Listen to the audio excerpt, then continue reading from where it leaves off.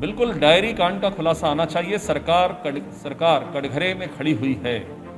एक शिक्षा विभाग के अंदर में कई करोड़ों का घोटाला सामने आया है और इस डायरी के आने के पहले ही 4-5 महीने पहले खुद विधायक और कांग्रेस के नेताओं ने जाकर हमला किया था शिक्षा मंत्री के बंगले पर। इस बात की पुष्टि इस डायरी से हो रही है। शिक्षा मंत्री सहित जितने ट्रांसफर है सब उद्योग में परिवर्तित हो गए हैं।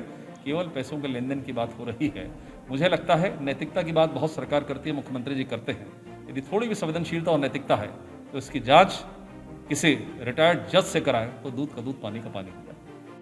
देखिए, वो उसके बारे में मैं कुछ नहीं कहूँगा। उसकी जांच हो रही है और वो अपने बचाव के लिए कुछ भी बयान करेंगे, ये उचित नहीं है। सुप्रीम कोर्ट तक ने उसकी अग्रिम जमानत खारिज कर दी, तब उसकी जाके गिरफ्तारी हुई है। तो मामला अपने आप में बहुत संगीन है। अब वो बचने के लिए कुछ भी बयान दे, इसका कोई औचित्य तो है ही नहीं।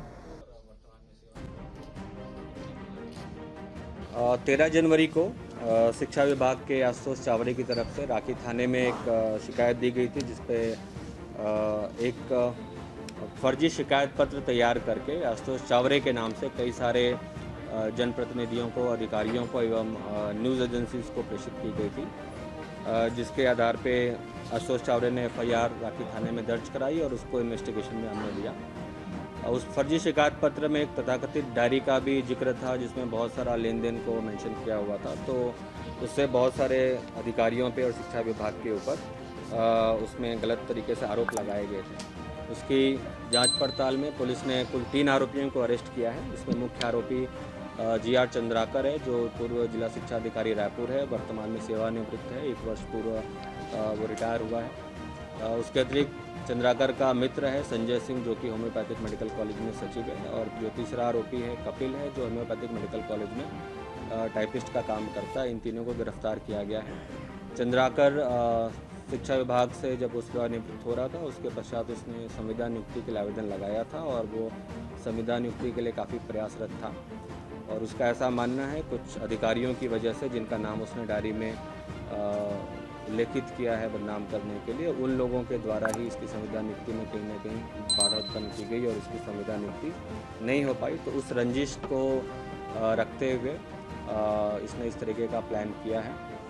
लगभग 6 महीने पूर्व इसने इस डायरेक्शन में सोचना शुरू किया और जो भी अलग अलग ट्रांसफ़र ऑर्डर्स हुए थे उनकी जानकारी इसने संकलित करी और उसके आधार पे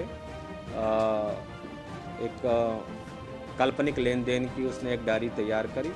उसके घर के पास एक चौकीदार रहता था, उसको कुछ पैसे दे करके उससे ये डायरी तैयार करवाई है। और उसके पश्चात अपने मित्र संजय सिंह के माध्यम से, संजय सिंह के होम्योपैथी मेडिकल कॉलेज में काम करने वाले कपिल के माध्यम से उसको टाइप करवाया और फिर अल्टीमेटली अभी 10 जनवरी को उसने बहुत सारे लोगों को स्पीड पोस्ट करवाया है। इस प्रकार से शासन की छवि, शिक्षा विभाग के अधिकारियों की छवि धूमिल करने के लिए और पूरी तरीके से षड्यंत्रपूर्वक जिन्होंने कार्य किया है, उसके लिए इन तीनों को गिरफ्तार किया गया है। धारा 120B, धारा 201, 468, 471, 420, 419 धाराओं में इनकी गिरफ्तारी की गई है।